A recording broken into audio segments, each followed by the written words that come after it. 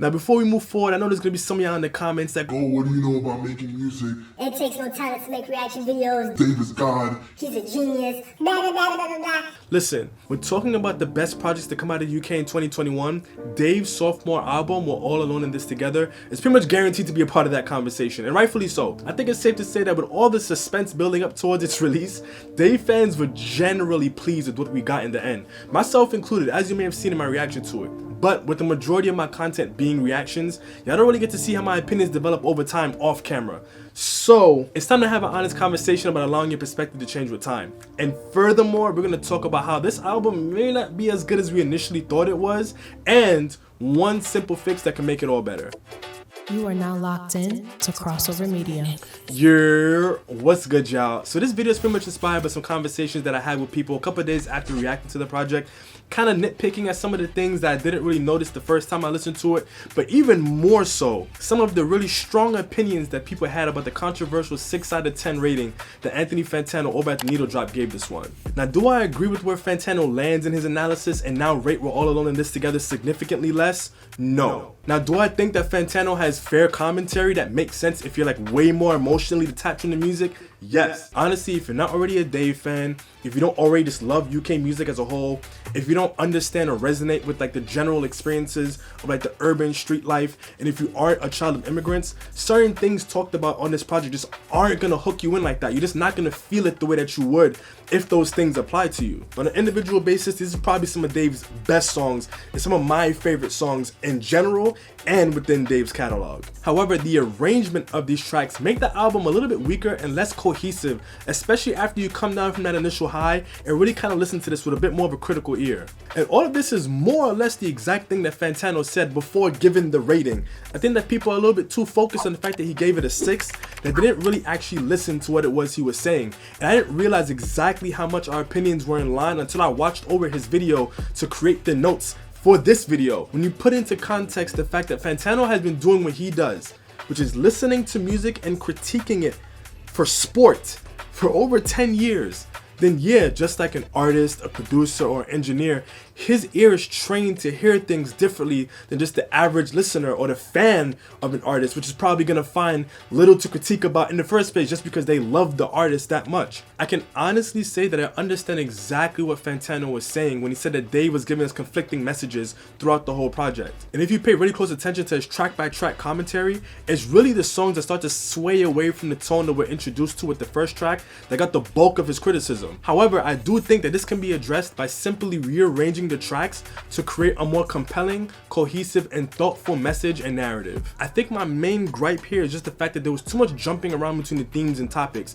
And again, if you aren't already a fan of Dave and invested in his music, or you just kind of understand the things that he's talking about, you're not going to have the presence of mind to fill in those gaps on your own or just completely overlook them altogether. The content, creativity, and the shred up musicality was 100% there, but again, I think that the way that it flowed was just a bit confusing, and it kind of did the depth of the music an injustice, and really and truly it made the project feel more like a mixtape than an album. And if I'm being even more honest, I just feel like the influx of drill over the past couple years has just set the bar so low that pretty much anything that comes out sounding like this just automatically gets critical acclaim without any real second guessing or just real critical analysis. Now before we move forward, I know there's gonna be some of y'all in the comments that go, "Oh, what do you know about making music? It takes no talent to make reaction videos. Dave is God. He's a genius. Blah, blah, blah, blah, blah, blah." Listen, at the end of the day, there are aspects of being a creative and telling compelling stories that are universal, regardless of whether or not you make videos or music. Every single decision that I make as a creator, from the music that I choose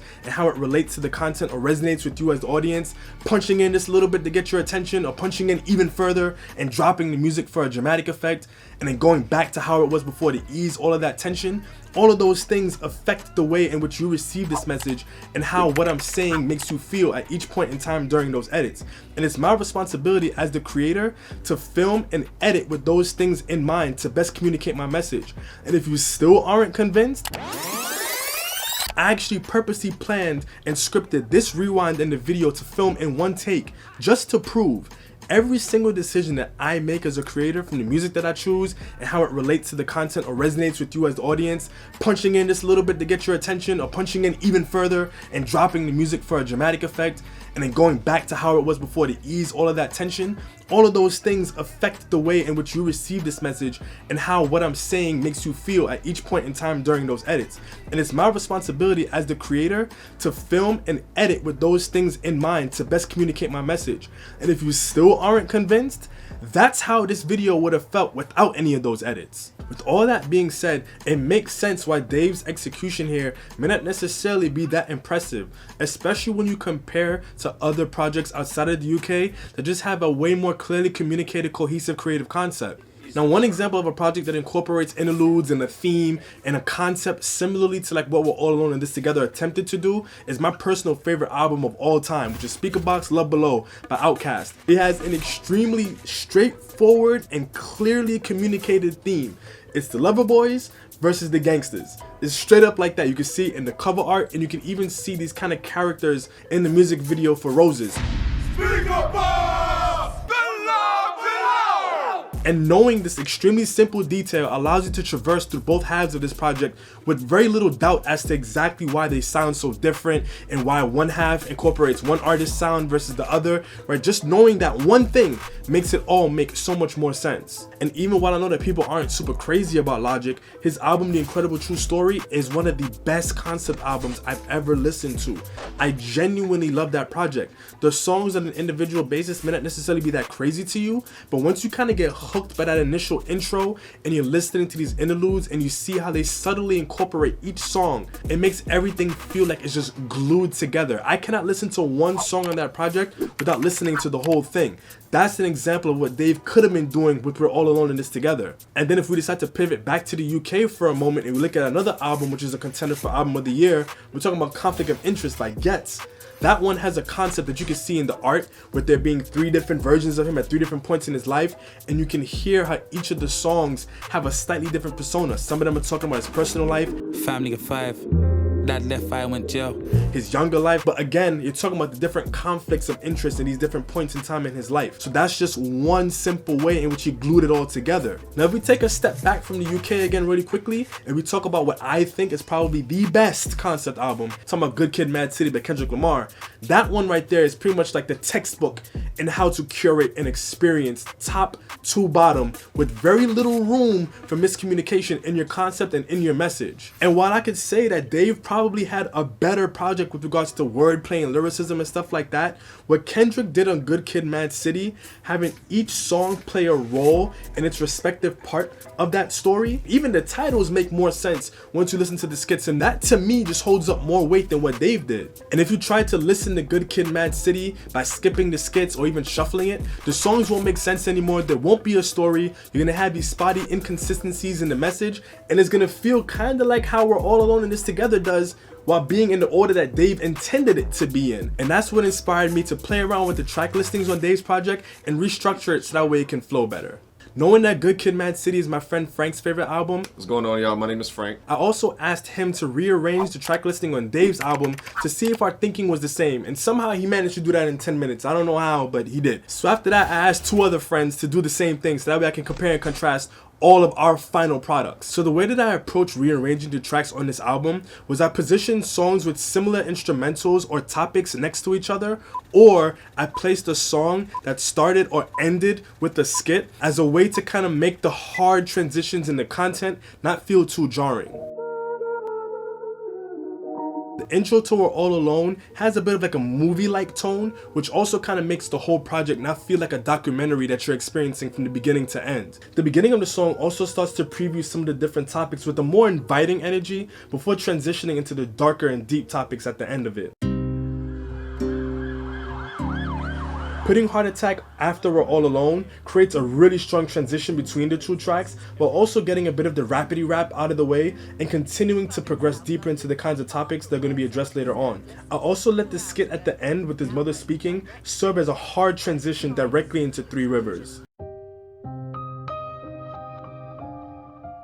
Three Rivers then picks up with narratives about other immigrants which relate back to Dave and his family's experience, and how all of these collective experiences are part of a way bigger picture. The transition from the end of Heart Attack into Three Rivers goes from being about an immigrant mother talking about her hardships and ends with being proud of being black. I wanted this to be a transition to shift the tone from hardship to triumph and celebration. Any weapon formed against me can't prosper. Imposter, I'ma fill him with lead. This opening line from Lazarus directly relates to the ending of Three Rivers, talking about how no hardships put in front of Dave will prosper.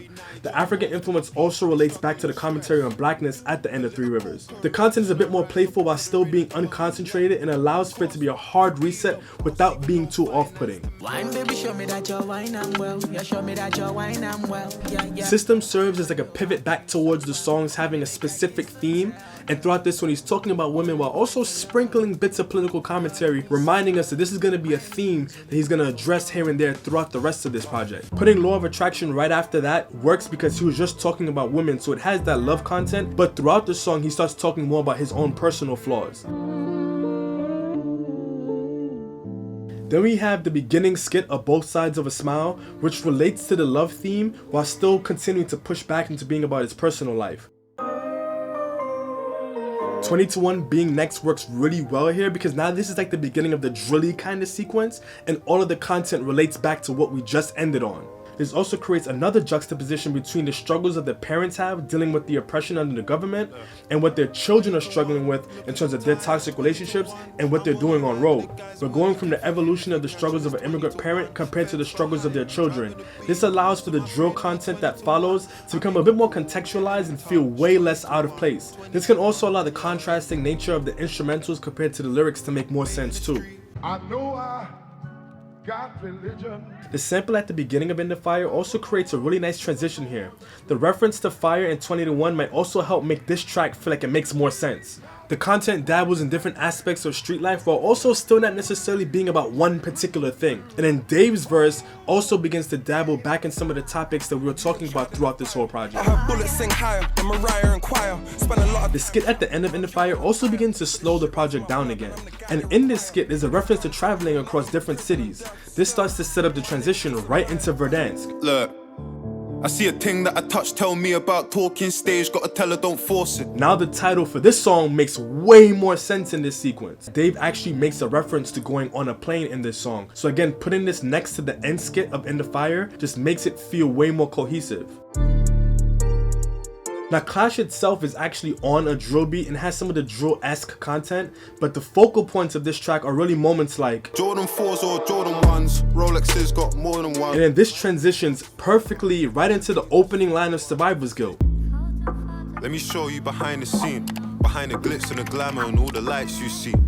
And now with this song being at the end, we now close the album on the exact same tone that we opened up with. Kind of gives you this idea of Dave exposing his own facade. And really and truly, without something like this, Clash really feels super out of place on this project. And now all of this comes right back full circle, opening up talking about the immigrant experience from the mother's point of view, and now ending with talking about how all of the things in which the children experience affect them psychologically, and we get to experience that through Dave himself. And if you remember earlier, I mentioned I had 3 other friends rearrange this album in a way that makes more sense to them. Now you get to see exactly what they did. What you'll notice is that even though the exact orders are completely different, some of the decisions to rearrange certain songs near each other are pretty consistent. All in all, my whole point here is that as an artist and a creative in general, it's up to you to make sure you plan every single little detail and make sure that everything plays a role in how you're communicating your message. And I think that's where Dave fell short here.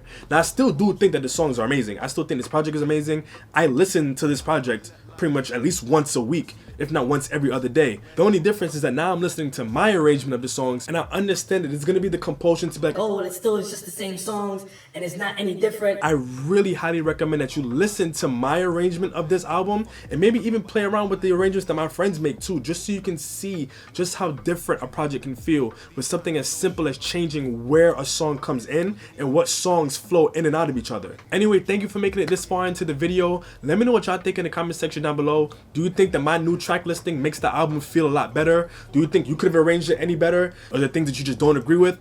Let me know. And as always, hang tight for some more content. I do got more that coming for y'all, but until next time, peace. Got wings like my favorite cars, and the Millie Rock my favorite dance. You can call it what you want it, but I got it off of taking a chance.